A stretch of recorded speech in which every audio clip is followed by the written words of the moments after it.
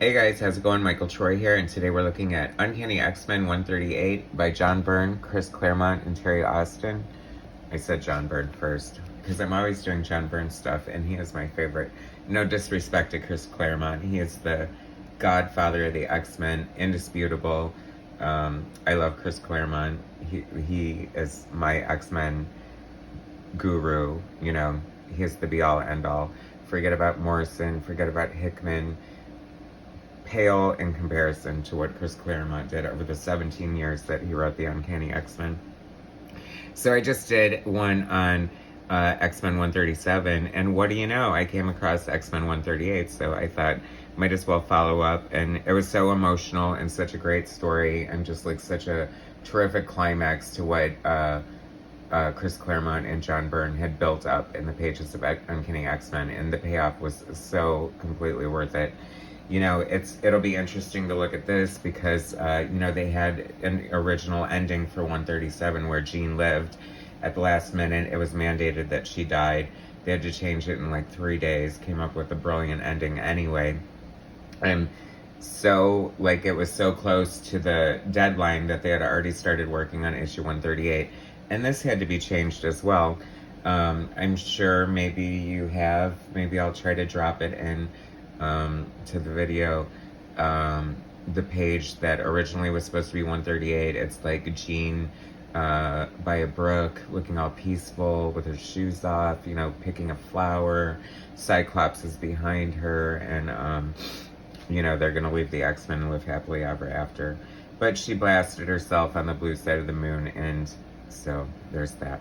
So this is like a this is Cyclops leaving the X-Men after the loss of his love, and I love this cover. It's been homaged a million times. Gosh, I have to say I haven't seen this in a long time, and it's in really good shape. I'm happy to see that. I guess it does help to keep your comics in boxes for decades in your dad's attic. Unless the ghosts read them, there's not going to be much wear and tear. Other than the, you know, heat, humidity kind of problems. But, great cover, been homaged a million times. Now, the only example I can think of now is it was done on Freak Force with Dart leaving Freak Force, which was a cool cover that I loved. But, so cool. I love that it's pink. So many of these covers back in the day had pink. Pink and yellow really pop as far, you know, they're colors that are used a lot in advertising. And, they just make, especially a comic book cover, you just want it to pop out of the spinner rack and into your greedy little hands. 50 cents for this baby back in the day. Elegy. So this is Jean Grey's funeral, 1956 to 1980. It's so weird that they're so young, like she was only 24. I don't know, they seemed older than that to me when I was a kid reading this, just because they were so adult, with adult lives and adult problems. But there's the X-Men. Is that Bobby? Did he finally show up? He wasn't there for her death. And in lieu of looking it up, why don't somebody just leave it in the comments? Like, why wasn't Bobby there? Because he wasn't part of the Champions. He was on the Super Friends, or not the Super Friends, Amazing Spider-Man and his friends.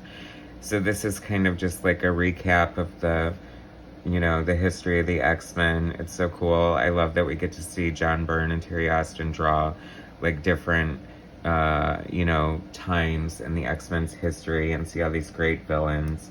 Wanda and Scarlet Witch in their original costumes.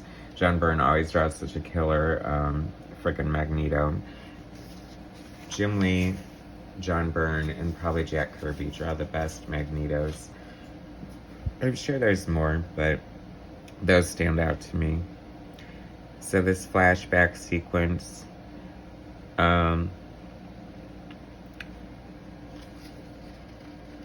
is just cool. Who is that? Oh, the juice. O.J. Simpson's ad. Well, now that he's free, you know, I suppose he could do new endorsement deals and stuff like that. Is it a joke that he was supposed to come out of his own line of kitchen knives? I think that was a joke. It had to have been a joke. Let's see. Mimic.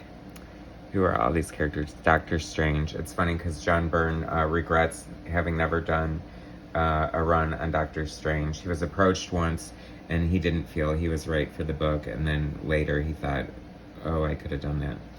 So, too bad it's too late, I guess, but I don't know. Maybe he'll show up in John Byrne's fan fiction, X-Men Elseman. That would be really cool. A lot of other Marvel characters had shown up in that, and you're like, what are you talking about? If you don't normally watch my channel. John Byrne is currently working. He's not retired, even though you don't really hear from him.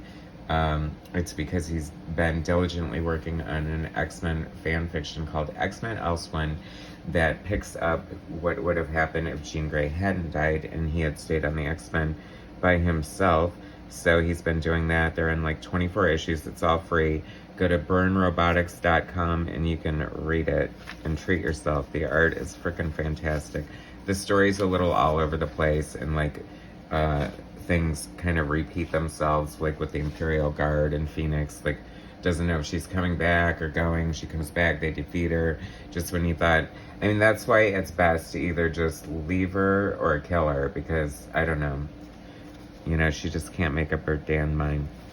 I've always loved Polaris and Havoc, such a cool characters. I feel like they're sometimes like just, they were always just like pushed to the side. Great version of Havoc's costume. I have to believe that that's the Neil Adams design, but I'm not 100% on that. Sunfire, he was always fun, but you know, very minimal appearance. I really love the Joe Madureira redesign for him for Age of Apocalypse. I mean, talk about, you know, every once in a while they just redesign a character and like just is mind-boggling, and that was a situation like that.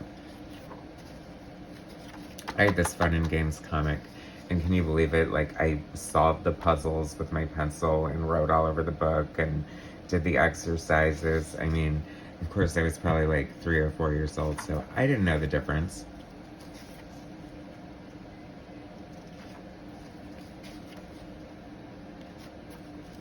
Kitty Pryde, that is such a great shot of Kitty Pryde. Oh, and my beloved Alpha Flight. I love Alpha Flight.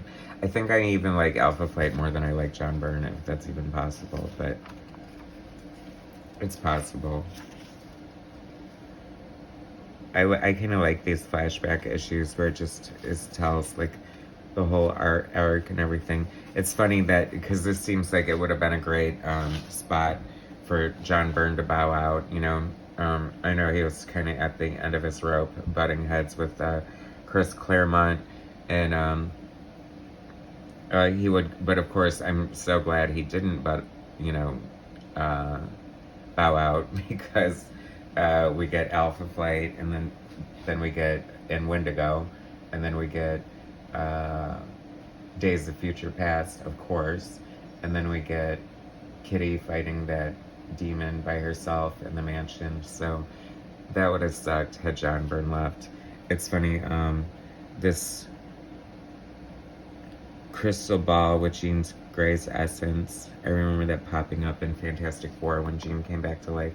It's so confusing since none of it was ever really Jean after issue 101, and she was always in the bottom of the bay. So that just creates so many story problems and so many awful things, but oh well, what are you gonna do? This is cute because I love this outfit. I was totally in love with Kitty Pryde. I'm sure many people's first crush was Kitty Pryde. How could it not be? She was just so cute and just like so much fun, and I just loved her and her spontaneity and her spunkiness. And I think John Byrne had her wearing this shirt in his run on X-Men Elseman, so that was a good sort of flashback to that. Anyway, that's the funeral of Jean Grey elegy. May she rest in peace until we bring her back a few issues later. Anyway, thanks guys so much for watching. Please subscribe to my channel, hit like, share my content, and that's it. I'll bring you some more soon. All right, thanks guys.